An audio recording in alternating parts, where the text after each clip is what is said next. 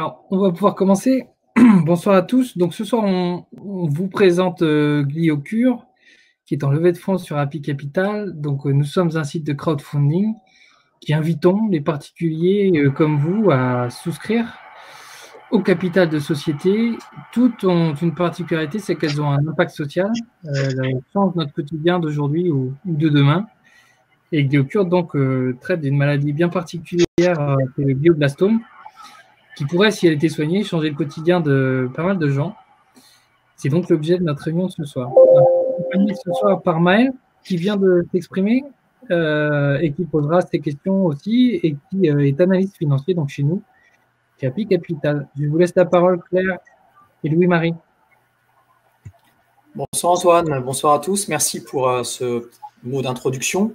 On va vous proposer une petite présentation parce que vous ne nous connaissez pas forcément. Vous avez vu nos documents sur la plateforme, mais on n'a jamais eu vraiment l'occasion de se présenter à vous. Donc, on va commencer par ça et puis on se permettra de vous faire visionner une vidéo que nous avons réalisée qui explique notamment comment fonctionne notre premier produit, notre premier principe actif. Et puis ensuite, on vous redonnera quelques éléments sur les diapos pour vous expliquer plus globalement ce que fait Gliocure et ce qu'on vous propose. Et bien évidemment, on répondra à l'ensemble de vos questions. Donc, voilà en quelques mots le déroulé de cet échange qu'on souhaite avoir avec vous. Je vais commencer par passer la parole à Claire pour qu'elle puisse se présenter. Et je dirai quelques mots en ce qui me concerne également dans la foulée. Claire, si tu veux bien. Bonsoir à tous.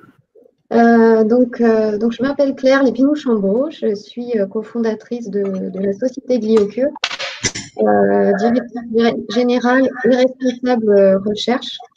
Alors j'ai 34 ans et j'ai plutôt un background en biologie, puisque j'ai une thèse en neurosciences que j'ai pu suivre au sein du laboratoire de neurobiologie et transgénèse, qui est maintenant le laboratoire MINT à Angers, sous la supervision du docteur Joël Heyer, qui est le principal inventeur du premier produit qu'on développe aujourd'hui. J'ai pu poursuivre cette thèse par un poste d'ingénieur qui avait été financé par la SAT West Valorisation sur ce premier produit, donc toujours au sein de ce laboratoire. Et j'ai pu rencontrer donc Louis-Marie Bachelot, qui avait pu échanger avec Joël Heyer à ce moment-là pour créer la société et pouvoir développer ce produit antimitotique pour le traitement du glioblastome. Voilà. Je vous remercie. Merci Claire, j'enchaîne. Oui, alors les créations d'entreprises dans notre domaine comme dans les autres, c'est souvent effectivement des rencontres. Donc Claire l'a évoqué, on s'est rencontrés à la fin 2014 avec donc Joël Heyer, l'autre cofondateur de la société, Claire et moi-même. Moi, je viens plus de la partie business, on va dire. Ça fait 20 ans que je travaille dans le secteur des biotechnologies appliquées à la santé humaine, mais plutôt sur le soutien aux porteurs de projets, aux porteurs scientifiques, avec un parcours au sein d'un cabinet de conseil spécialisé sur l'innovation qui s'appelle Alcimed, et j'étais dans l'équipe dédiée aux biotechnologies. Donc, j'ai fait mes classes en tant que consultant, puis en tant que responsable de mission et enfin responsable d'équipe au sein de ces structures où j'ai notamment initié une nouvelle pratique qui était du management de projets sur des thérapies innovantes, principalement en fait des thérapies géniques appliquées aux maladies rares du système nerveux central. Et ça, c'était aux alentours des années 2007-2008. J'ai participé à la fondation d'une première société de biotechnologie en Île-de-France, puis initié des projets de création et d'autres sociétés dans la continuité de ce management de projet, avec deux sociétés, l'une qui est aujourd'hui cotée, qui s'appelle Lysogène, une seconde qui a un beau parcours aussi, qui s'appelle Orama. Vous les retrouverez si vous cherchez sur Google. Et puis, bien sûr, en 2014, la rencontre avec Joël Heyer, avec cette volonté notamment de poursuivre le développement d'une molécule dans ce domaine du glioblastome, et Joël Heyer qui m'a fait part du fait qu'il avait lui-même un autre produit sur cette indication. Donc, on a lancé la société Gliocure sur spécifiquement cette indication du glioblastome, et puis fait le choix de mettre en avant ce produit issu de l'Université d'Angers, qu'on va vous présenter en quelques mots plus tard, et puis peut-être au travers de la vidéo que je vais me permettre de lancer d'ores et déjà. Voilà, sinon, à titre personnel, je suis un petit peu plus âgé que Claire, j'ai 44 ans et je suis papa de 4 enfants. Donc, je vous passe la vidéo, je vous demande juste un instant, le temps qu'elle de récupérer l'écran.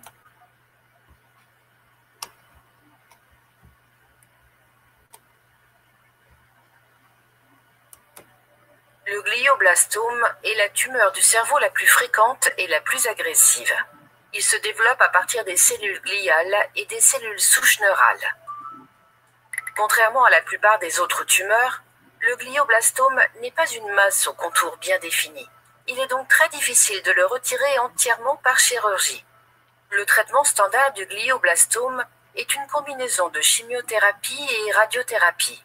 Mais elle provoque souvent d'importants effets secondaires sur les cellules, les tissus et les organes sains. Et les cellules de glioblastome, notamment les cellules souches cancéreuses, développent des résistances à ce traitement standard. De ce fait, la survie médiane après diagnostic ne dépasse pas 15 mois et seuls 5% des patients survivent plus de 5 ans.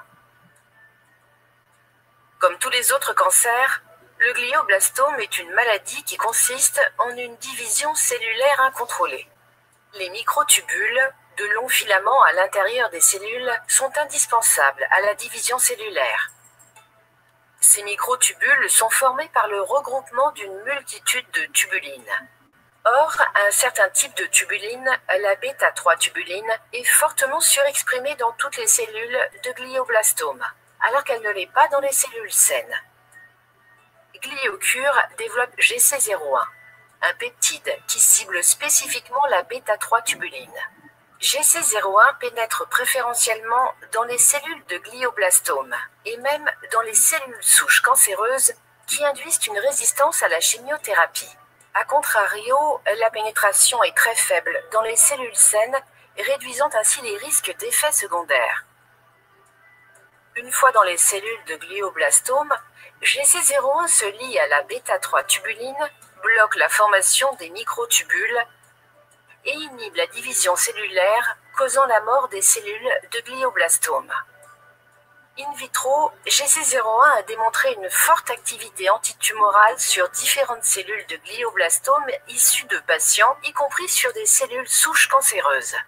Et chez les animaux malades, la survie médiane a été prolongée par rapport à la chimiothérapie de référence. GC01 pourrait également être utilisé pour le traitement des métastases cérébrales induites par d'autres tumeurs surexprimant la bêta-3-tubuline, comme le mélanome, le cancer du poumon et le cancer du sein. Plus d'informations sur gliocure.com. Alors voilà pour la petite vidéo qu'on souhaitait vous présenter. Je vais me permettre d'enchaîner sur les quelques slides que je vous ai promis, entre guillemets, un instant. Hop là. Donc, juste pour vous expliquer au-delà de cette vidéo qui présente notre nouvel actif, ce qu'est GlioCure. En définitive, GlioCure, c'est une société de développement de molécules au stade préclinique qui va identifier et prendre en licence des produits d'intérêt au niveau académique, quand on a les premières preuves de concept sur des molécules d'intérêt. Et puis, on a mis en place l'ensemble des savoir-faire, des compétences pour assurer la suite du développement de ce produit, tant au niveau de la production en grade de recherche que de valider la preuve de concept, le développement analytique, la formulation, etc. Et pour amener ces molécules jusqu'aux essais cliniques pour ensuite les transférer vers des partenaires industriels. C'est un modèle assez classique, mais nous, on est centralisé sur la neuro-oncologie, donc les tumeurs cérébrales, et à ce stade préclinique, avec la volonté de développer un portefeuille complet de molécules dans ce domaine d'indication. Alors, en termes d'équipe, au niveau opérationnel, donc Claire et moi-même, nous sommes présentés, nous sommes cofondateurs de la société. Nous a rejoint maintenant, depuis un peu plus de 2 ans, Paul Baldwin, qui est un pharmacien. Oui. Louis-Marie, on ne voit pas les slides. Moi. Ok, très bien. Vous ne voyez pas les slides. Ok, donc là, je partage. Excusez-moi, je vous ai fait ça à l'aveugle.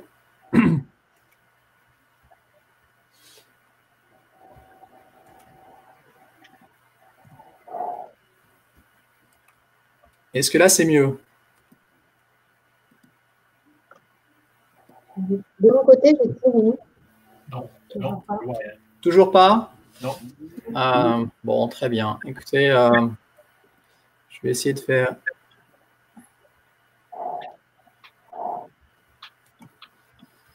Ça passait très bien tout à l'heure. OK. Voilà, normalement, ça devrait être bon. C'est une petite erreur de manip de ma part, excusez-moi.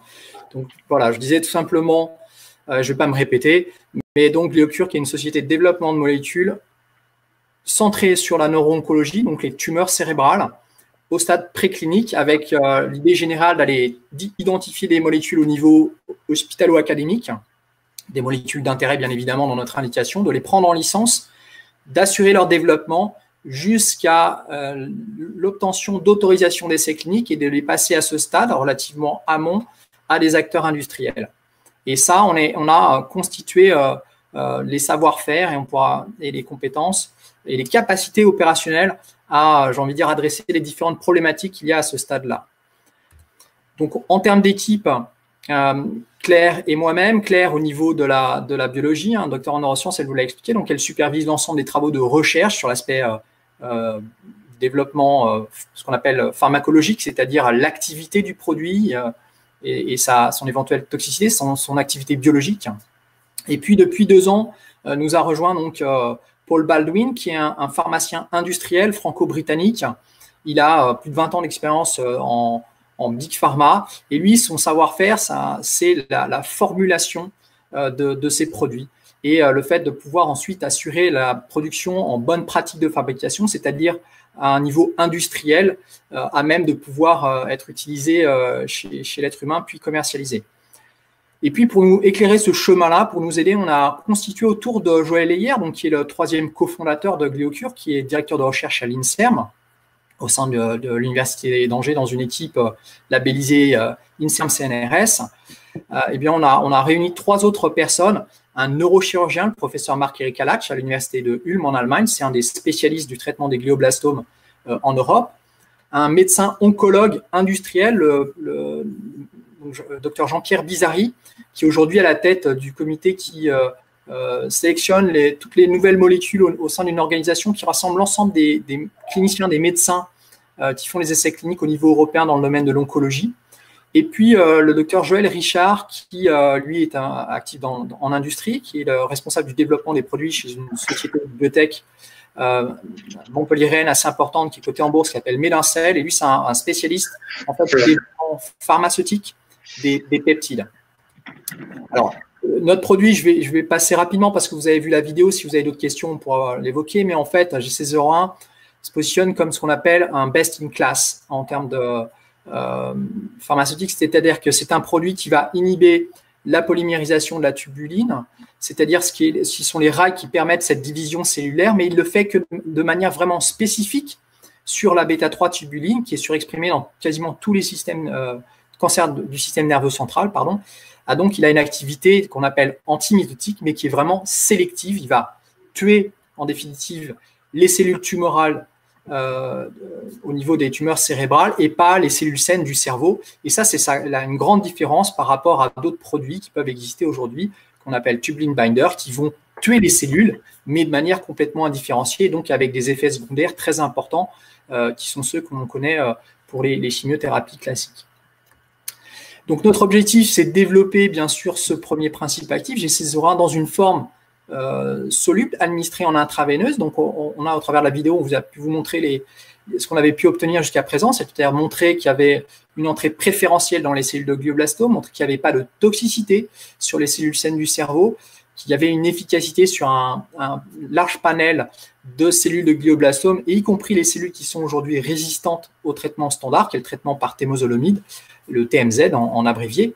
Et puis, in vivo, chez l'animal, ça a été indiqué aussi, mais une activité anti-glioblastome qui est significative après un seul cycle d'administration, et puis une très bonne tolérance. Donc, on poursuit ces travaux essentiellement en interne, et en collaboration avec l'Université d'Angers, on a 2 familles de brevets qui protègent ce principe actif et ses indications. Et puis, on va compléter la protection par l'obtention de désignation de médicaments orphelins, de manière à avoir ultérieurement, au moment de l'autorisation de mise sur le marché, mais des exclusivités commerciales qui vont entre 7 et 10 ans, selon qu'on est aux États-Unis ou en Europe.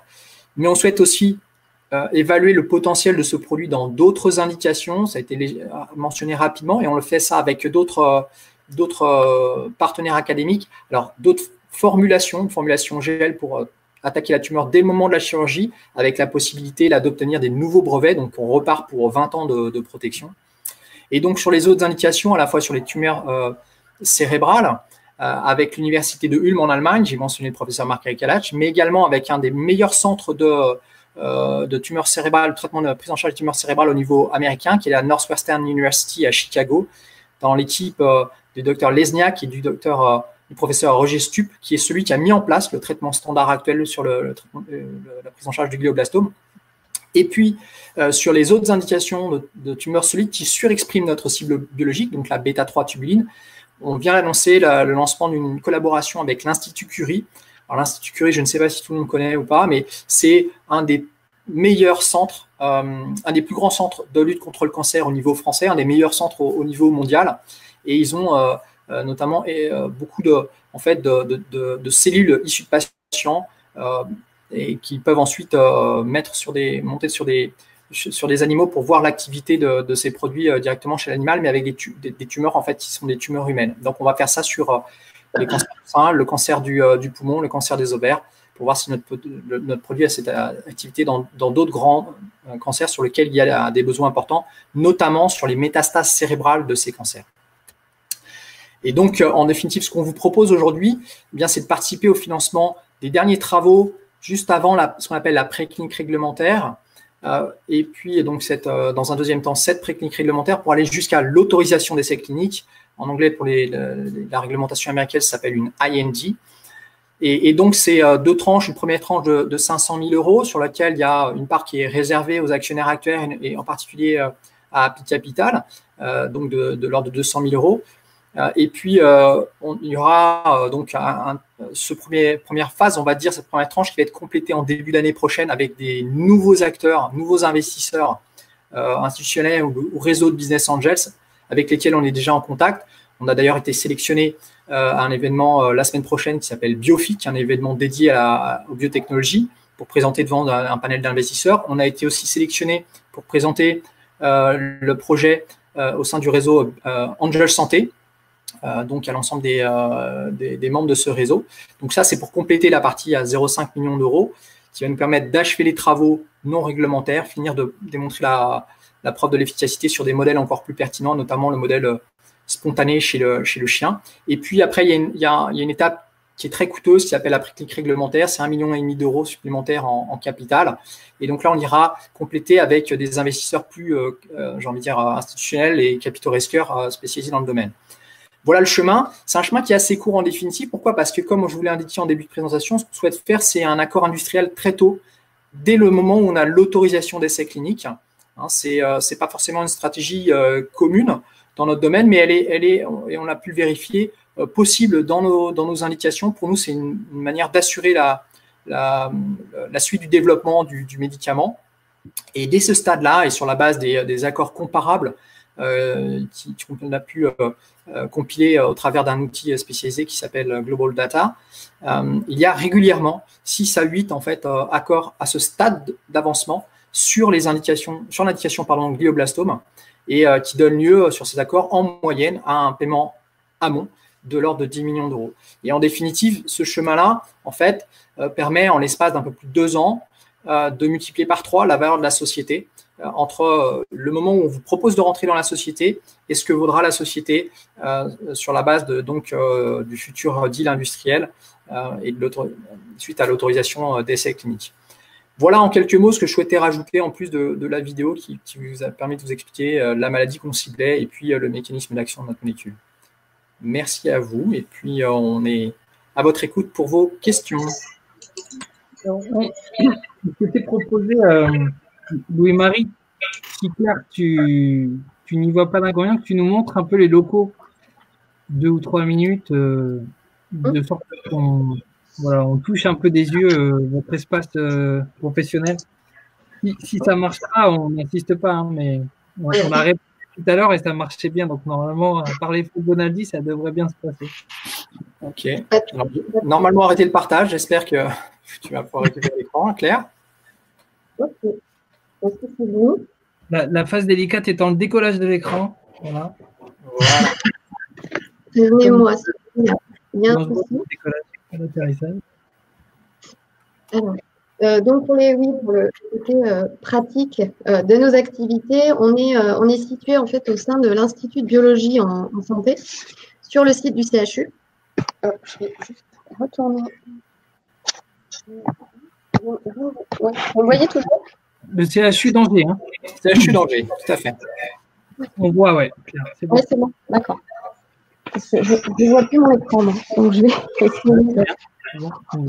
Donc oui, donc au sein de cet institut, en fait, on a un bureau équipé et un laboratoire dédié Gliocure. Allumer les lumières. Alors, vous m'entendez bien? Ouais, on entend bien.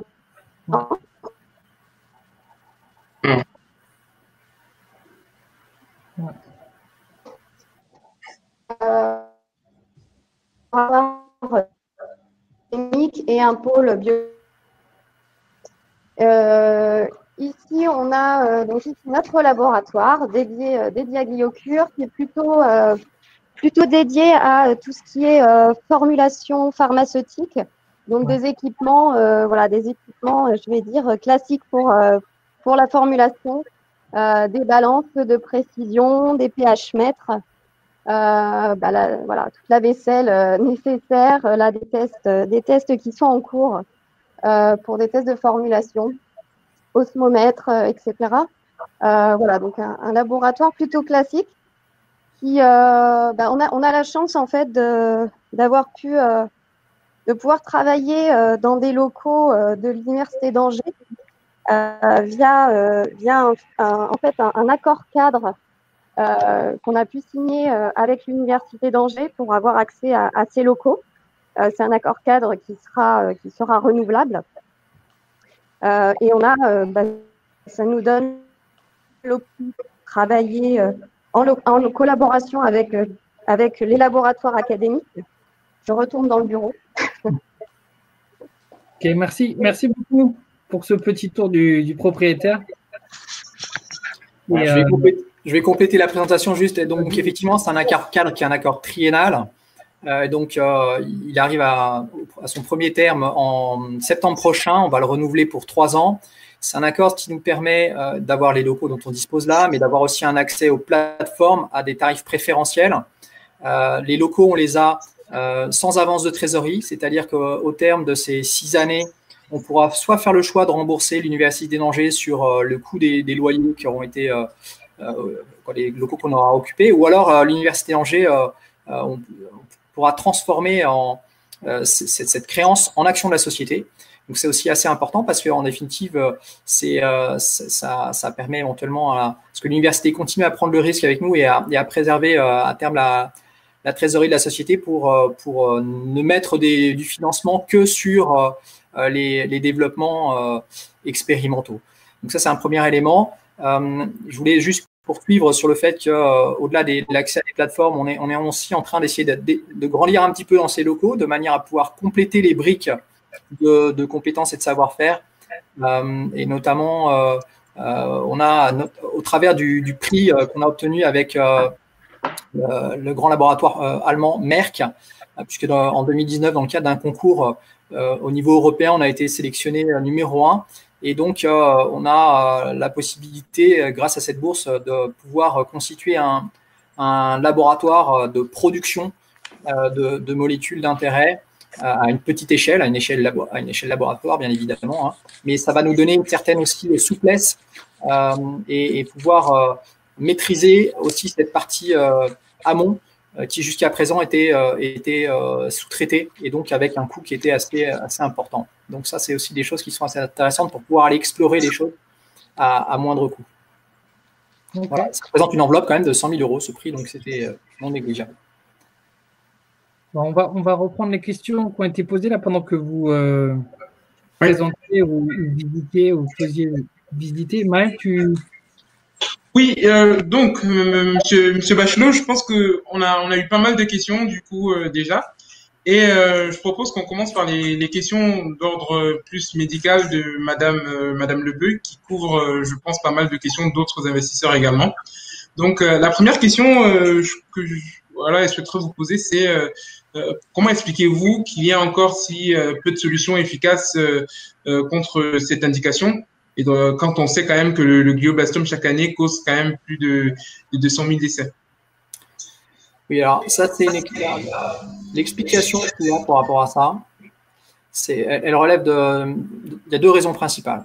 La première, c'est que le cerveau, comme la moelle épinière, comme les yeux, font partie du système nerveux central et sont séparés du reste des organes, en fait, par ce qu'on appelle, en tous les cas sur le cerveau, la barrière hémato-encéphalique. Et cette barrière qui empêche les échanges directs entre le sang et le cerveau a vocation à protéger le cerveau, notamment contre un certain nombre de maladies, de virus, etc. Mais ce faisant, ça agit comme un filtre très puissant qui bloque l'entrée de la plupart des molécules qu'on utilise classiquement dans les traitements d'autres cancers. Donc il y a une première limitation qui est liée à ça. La seconde, elle est liée au fait que les glioblastomes sont des tumeurs qui sont extrêmement hétérogènes. C'est-à-dire qu'au sein même de chaque patient, la tumeur du patient est constituée d'une grande variété de cellules tumorales différentes. Et donc, en fait, les traitements qu'on va pouvoir développer ou qui ont été développés jusqu'à présent pouvaient s'adresser à certains types de ces cellules, tuer certaines de ces cellules, mais ne tuer pas les autres. Et donc, il y avait classiquement ce mécanisme de résistance qui se mettait en place ou d'absence et de reprise. Et alors, pour compléter, mais là, je vais passer la parole à Claire parce que c'est vraiment sa spécialité, il y a aussi cette notion de cellules souches cancéreuses qui est très présente dans le glioblastome. Claire, peut-être que tu peux compléter, s'il te plaît, sur ce point. Oui, effectivement, beaucoup de cancers sont concernés par ces cellules souches cancéreuses.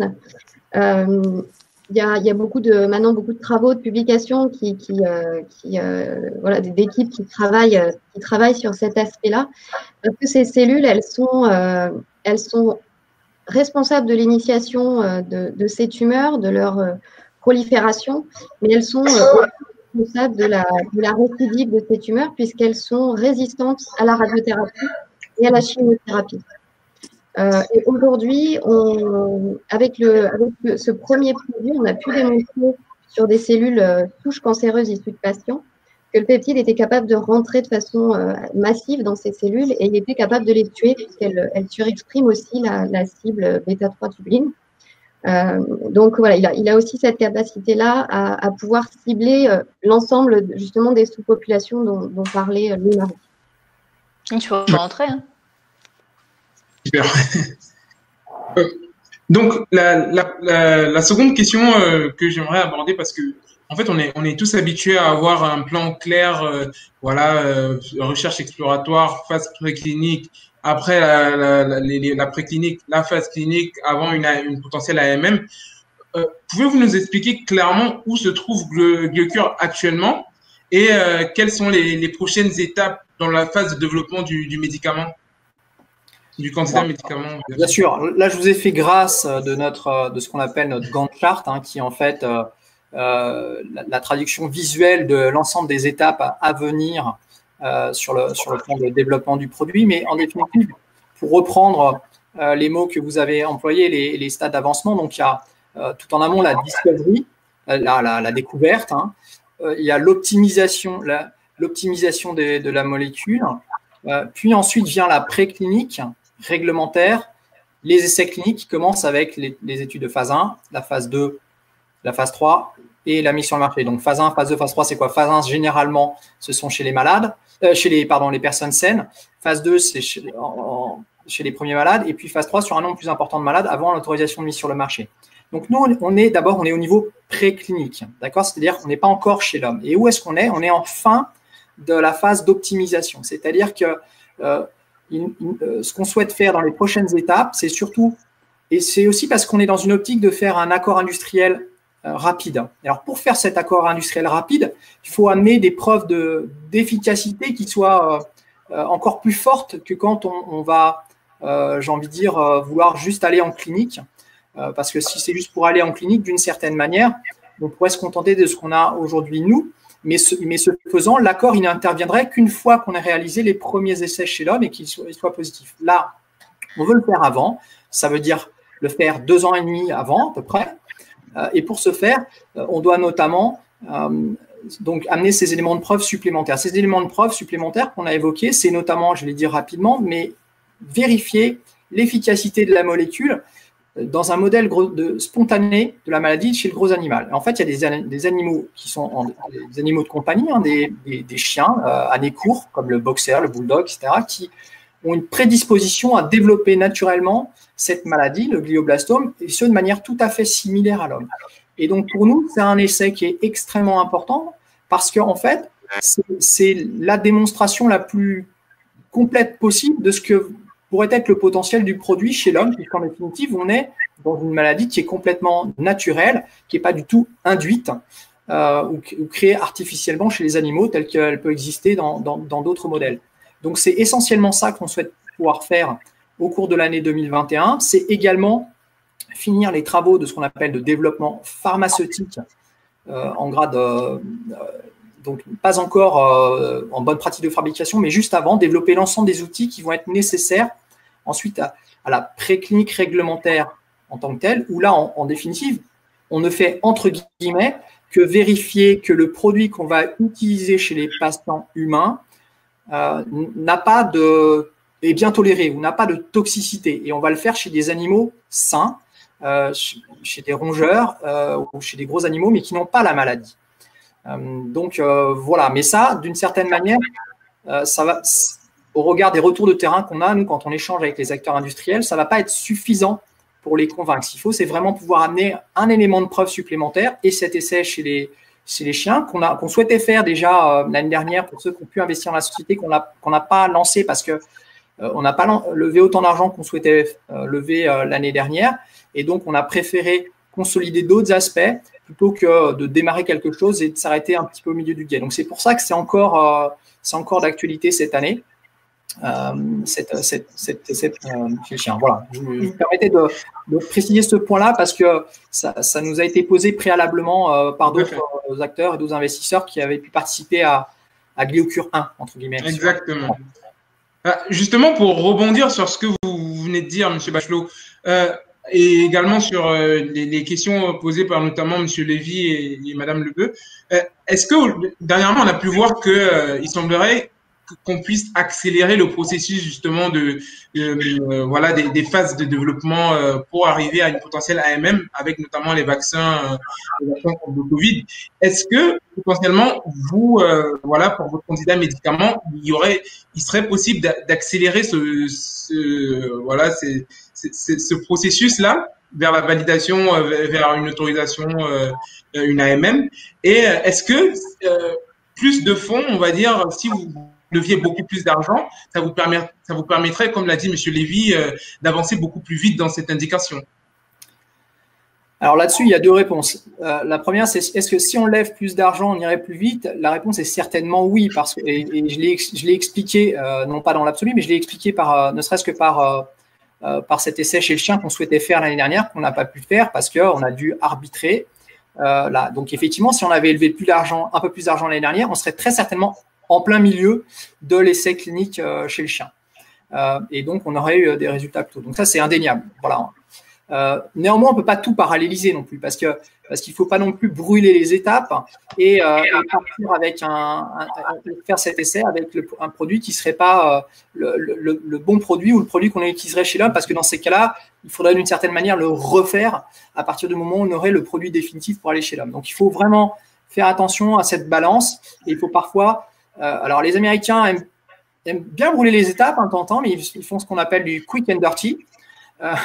en sciences. Voilà, parce qu'effectivement, ils privilégient la vitesse, mais ce faisant, généralement, ils peuvent aussi aller plus vite à l'échec, entre guillemets, et donc ils tuent aussi plus vite les projets d'une certaine manière. Donc ça, voilà, c'est une approche qui est une approche du risque qui est assez différente, mais qui est culturelle.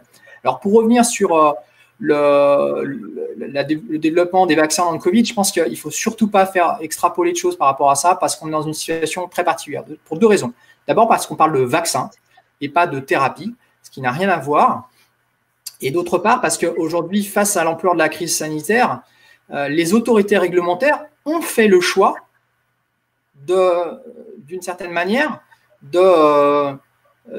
d'aborder, de traiter les développements de manière radicalement différente. Mais ils ne le font pas sur le reste des autres pathologies.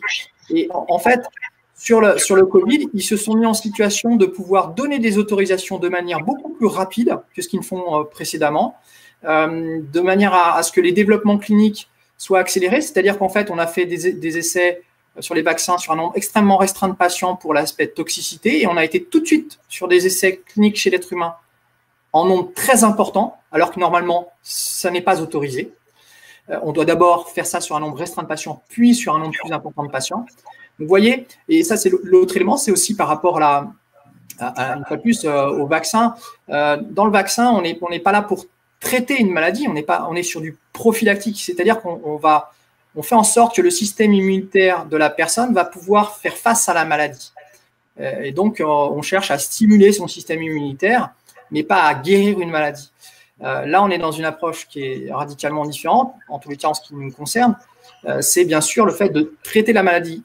La maladie, elle est déjà chez les patients. Et donc, il faut pouvoir démontrer qu'on va avoir une efficacité sur une maladie qui est déjà présente. Et il ne vous aura pas échappé qu'aujourd'hui, les développements sur les thérapies, elles sont moins avancées que sur le vaccin en ce qui concerne la Covid. C'est aussi pour cette raison-là, en définitive. Ouais, super. Merci pour cette réponse.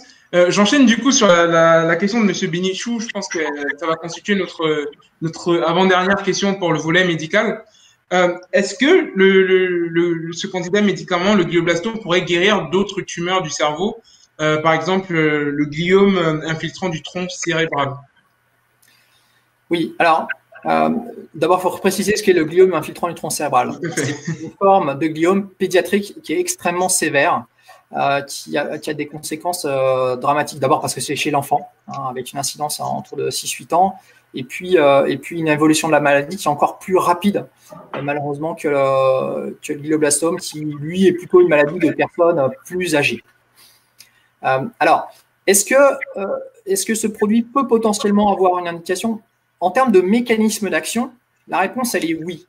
Pourquoi? Parce que le mécanisme d'action, on vous l'a dit, c'est le peptide, il joue sur la division cellulaire. Donc, en définitive, une tumeur, c'est ni plus ni moins que des cellules qui ne veulent pas mourir et qui ne font que se diviser et s'éparpiller. D'accord? Ça, c'est le principe du cancer, d'un point de vue général. Et cette division cellulaire anarchique, elle se fait notamment par la mise en place des microtubules. C'est ce fameux rail orange que vous avez vu dans la vidéo avec la cellule, les deux cellules filles qui partent de part et d'autre.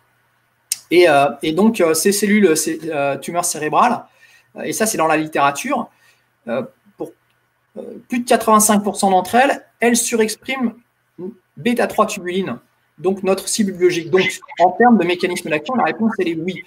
En termes expérimentaux, à ce stade, on a des éléments de preuve in vitro, c'est-à-dire sur des cellules, où notre produit est actif dans d'autres types de tumeurs cérébrales, comme le méduloblastome, qui est une autre tumeur cérébrale pédiatrique, comme le neuroblastome, qui est une tumeur du système nerveux central. On n'a pas aujourd'hui de résultats in vitro sur le gliome infiltrant du tronc cérébral, même si ça fait partie de ce qu'on souhaite adresser. Et là, je fais une petite parenthèse, ça va un peu au-delà de ce qu'on vous a présenté aujourd'hui, mais on a identifié, un peu dans la logique générale de ce que je vous ai montré tout à l'heure, mais une autre molécule d'intérêt, spécifiquement sur le gliome infiltrant du tronc cérébral, mais qui est beaucoup plus en amont. On est vraiment encore à des stades beaucoup plus amont, donc le chemin qui va parcourir est beaucoup plus long. Mais oui, on souhaite pouvoir adresser aussi ces besoins médicaux. On l'espère avec GC01, mais on y travaille aussi avec d'autres molécules, et on les fait avec des molécules qui sont beaucoup plus amont, parce qu'elles demandent, au stade de développement où elles sont, beaucoup moins de ressources.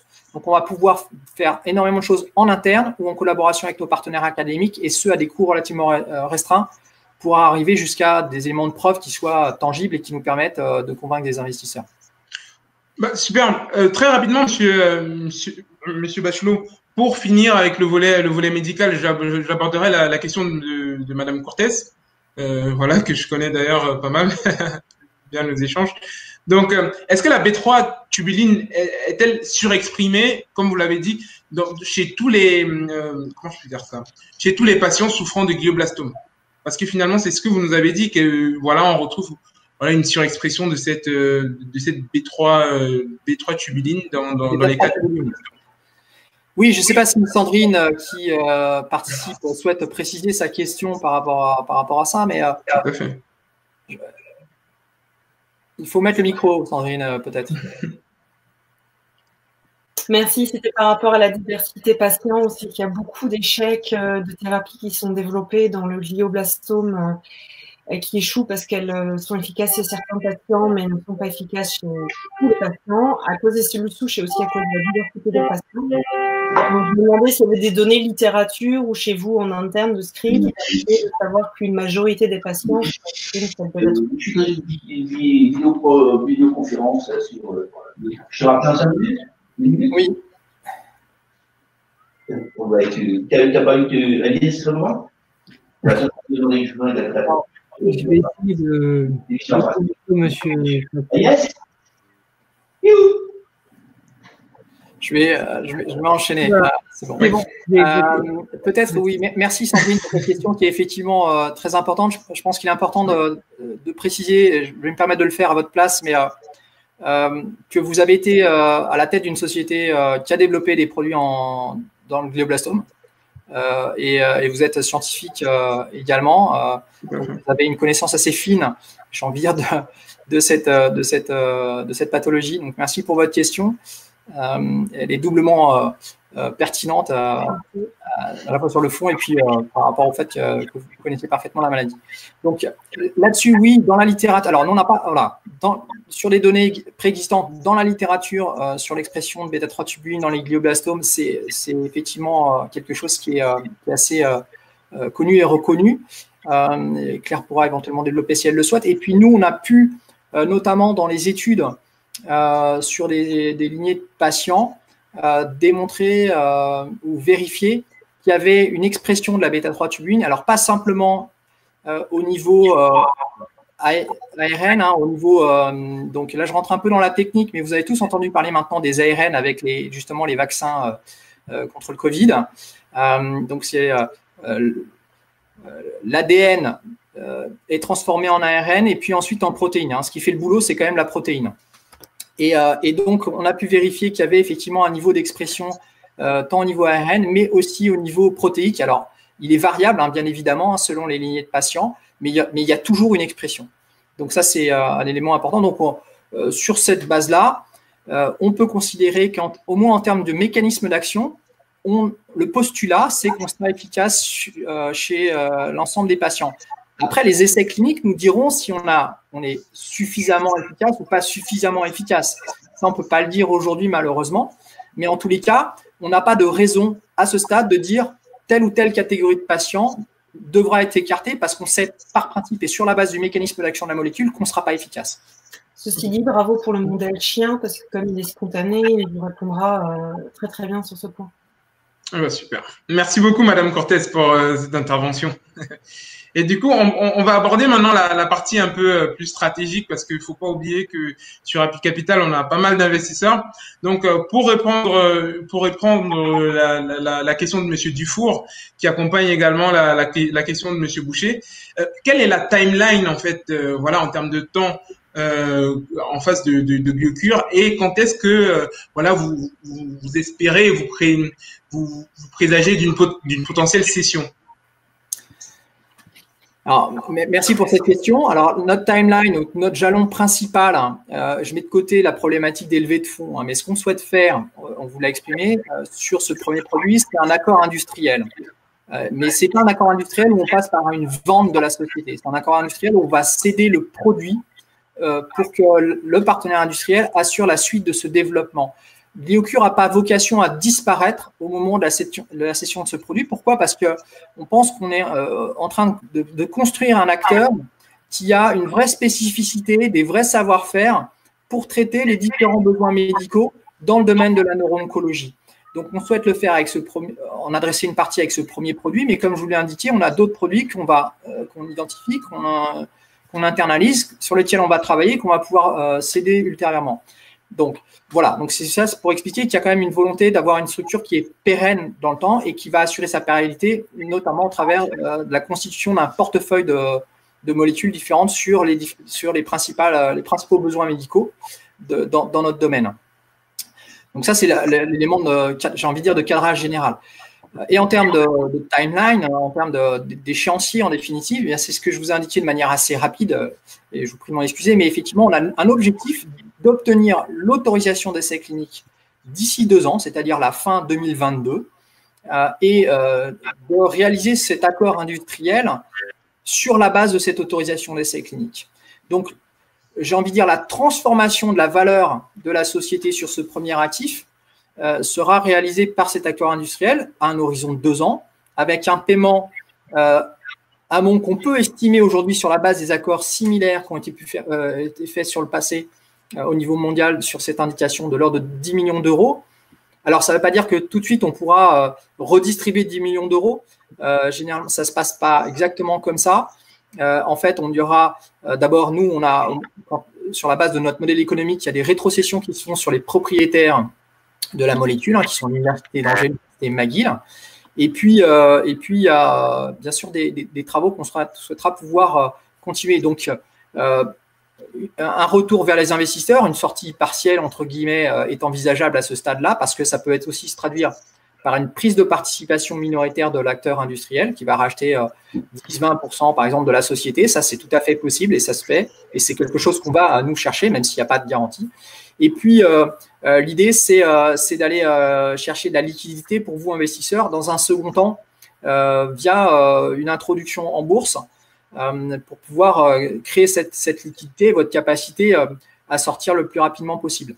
Aujourd'hui, en Europe, ce n'est pas possible de faire une introduction en bourse d'une société qui est au stade préclinique comme la nôtre, parce que le marché d'action n'est pas prêt à accepter ça en Europe. C'est pas du tout le cas aux États-Unis. Il y a énormément de sociétés précliniques en oncologie qui sont déjà au Nasdaq, aux côtés sur d'autres marchés, mais en Europe, c'est pas le cas. Donc, on est obligé, entre guillemets, d'attendre de faire cet accord industriel, que le produit rentre en clinique, pour ensuite créer de la liquidité via une introduction en bourse à ce stade clinique. Voilà, pour conclure sur cette question, M. Bachelot, quelle est on va dire, la première date potentielle pour une sortie des investisseurs à Pi Capital? Alors, comme je vous l'ai dit, c'est 2022 pour une sortie partielle, oui. Dans la mesure où on réussirait à faire en sorte que notre partenaire industriel prenne une part au capital. Alors, une fois de plus, c'est généralement de l'ordre de 10 à 20%. Donc, on peut imaginer, et parce que vous le savez, on met en place des pactes d'actionnaires, donc tous les actionnaires, y compris les fondateurs, et ça, c'est un souhait de notre part, mais sont au même rang. Il n'y a pas d'action de préférence, il n'y a rien du tout. C'est simple, c'est chacun. On a tous des parts différentes dans la société, ça c'est sûr, en direct ou via la holding, mais chacune de ces actions a la même valeur, les mêmes droits. Droit dans les votes, dans les prises de décision de la société, mais aussi droit par rapport au retour sur investissement. Donc ça, c'est un premier élément. Et donc prise de participation potentielle d'un partenaire industriel. En tous les cas, c'est ce schéma-là et ce scénario qu'on souhaite travailler, avec une sortie donc de l'ordre de 10 à 20%. Et puis, dans la foulée de ça, et parce qu'on aura aussi dans l'intervalle pu constituer un portefeuille de molécules, une introduction en bourse sur cette première bonne nouvelle, une introduction en bourse qui va recréer la liquidité de manière instantanée pour les acteurs. Alors, généralement, pas pour les fondateurs parce qu'il y a des mécanismes qui nous empêchent de sortir, et c'est normal, juste après l'introduction en bourse, mais en tous les cas, pour ce qu'on appelle le retail, les clients individuels ne sont pas concernés par ces systèmes de verrou et donc peuvent céder leur titre dans la foulée d'introduction. Tout à fait. Pour continuer, on va donc aborder l'une des questions de Monsieur Dufour. Donc voilà, est-ce que potentiellement, finalement, vous pouvez nous résumer très globalement le modèle économique de Biocure et si voilà, et si du coup vous pouvez, on va dire, entrer un peu plus en détail sur les prochaines extensions, voilà, des indications en vue pour le GC01. Oui, alors le modèle économique, vous l'aurez compris, c'est pas un modèle où on va faire du chiffre d'affaires. On ne développe pas un produit pour faire du chiffre d'affaires récurrent, etc. C'est un modèle de ce qu'on appelle de saut de valeur. C'est-à-dire qu'aujourd'hui, le produit, la valeur de la société est constituée par la valeur de ses actifs, de son premier produit, de manière marginale par le second qui est très très amont, et puis surtout par la capacité de l'équipe opérationnelle à faire en sorte que le produit qui est à l'instant T, là, qui a cette valeur, avec les investissements qui vont rentrer, va dans 1 an, dans 2 ans, arriver à un stade d'avancement où il aura une valeur supérieure. Et donc, le retour pour les investisseurs, c'est un retour par plus-value, ce n'est pas un retour par distribution de dividendes. Voilà, première chose. Donc, on est dans ce modèle-là. La sortie, j'ai expliqué comment elle allait se passer. Quelles sont les prochaines étapes, entre guillemets, ou plus globalement la stratégie de modèle économique de la société. Alors, j'ai déjà un peu donné l'ensemble des éléments, hein, c'est cette idée, cette notion de portefeuille de produits. Hein, donc, on fait avec une molécule ce mécanisme du saut de valeur et d'aller amener un actif d'un point A à un point B et de faire en sorte qu'il multiplie sa valeur dans l'intervalle. On va le faire avec un premier produit, avec une première sortie industrielle. On va le faire avec un second produit, avec une sortie industrielle également, etc. Donc, on est vraiment dans cette mécanique d'élargir la valeur de la société par des produits qu'on fait avancer et qu'on valorise par rapport à leur avancement en termes de développement, mais aussi, pardon, je complète, par rapport au fait qu'on démontre qu'ils peuvent avoir un intérêt sur un marché plus important. Hein, c'est toute la stratégie sur les indications complémentaires qu'on met en place avec l'Institut Curie, avec Northwestern University ou l'Université de Ulm en Allemagne. Hein, c'est de montrer qu'on n'est pas sur une seule indication, donc on élargit le marché potentiel, et comme on élargit le marché potentiel, on élargit la valeur de l'actif. Très rapidement, des pistes sur de potentielles futures molécules ou des futures indications auxquelles vous allez vous adresser? Alors oui, pardon. Donc le second produit, c'est une petite molécule chimique. On est au stade très amont, ça j'ai déjà évoqué. Il est essentiellement centré sur le gliome infiltrant neutron cérébral, qui est une maladie qui est ultra orpheline, puisque ça concerne que 50 patients par an en France, mais qui est extrêmement dramatique et sur lequel il n'y a surtout aucun traitement de type molécule aujourd'hui disponible. Donc c'est un besoin qui est considérable médical. J'ai envie de dire, quand on le prend individuellement. Okay. Le marché, mais je complète, juste par rapport à ça, on a d'autres, parce que c'était quand même le sujet, d'autres molécules où on va, notamment, on pense à un fragment de protéine qu'on a déjà identifié, qui lui a un mécanisme anti-angiogénique, c'est-à-dire qui bloque le développement des nouveaux vaisseaux, les vaisseaux qui vont alimenter la tumeur. Donc ça, c'est des applications dans les tumeurs cérébrales, bien évidemment, mais au-delà, dans d'autres indications en oncologie ou même en ophtalmologie, par exemple sur la dégénérescence maculaire liée à l'âge, c'est-à-dire que quand on a la rétine qui est envahie par les vaisseaux et qui font ces taches noires, voilà. Donc ça, c'est des choses sur lesquelles on souhaite pouvoir reprendre le développement d'une molécule qui était arrivée sur des modèles chez l'animal et qui avait montré un intérêt sur le glioblastome, mais surtout de les étendre. Et c'est une prise en charge aujourd'hui qui se positionne par exemple sur le glioblastome, sur la récidive. Il y a un produit qui s'appelle l'Avastin, qui est un anti-angiogénique, qui est aujourd'hui le produit qui est utilisé de manière quasi systématique sur la récidive du glioblastome. Typiquement, c'est face à ce produit-là qu'on souhaiterait positionner ce fragment de protéine. Okay. Un énorme marché assez considérable également. Alors, pas sur la récidive, pas tant que ça sur la récidive du glioblastome, mais sur l'ensemble des autres applications en oncologie. Donc, en fait, là, l'idée, c'est toujours la même chose, c'est-à-dire que on fait la preuve de l'efficacité du produit sur ces indications qui nous concernent nous plus directement et qu'on maîtrise mieux, qui sont les indications des tumeurs cérébrales. Oui. On donne des éléments complémentaires d'informations potentielles sur le reste. Et après, c'est l'industriel qui reprendra le produit qui fera l'ensemble des développements. Nous, on n'a pas les moyens, on n'a pas le savoir-faire, on n'a pas pour courir tous les lièvres, c'est pas le sujet. On montre que le produit est efficace et qu'il a un potentiel, bien sûr, sur nos indications premières, mais aussi au-delà. Ok. Concernant du coup l'aspect financier, aujourd'hui, Guecure cherche, entreprend une levée de 180 000 euros sur Happy Capital, avec une ouverture de 5% de son capital. Une des questions que j'ai reçues des investisseurs, c'est de savoir, comment est-ce que vous justifiez aujourd'hui une valorisation à 3 454 000 euros et comment est-ce que les 180 000 euros recherchés aujourd'hui vont pouvoir s'intégrer dans la somme totale que vous cherchez pour faire ces essais précliniques sur le chien? Bien sûr.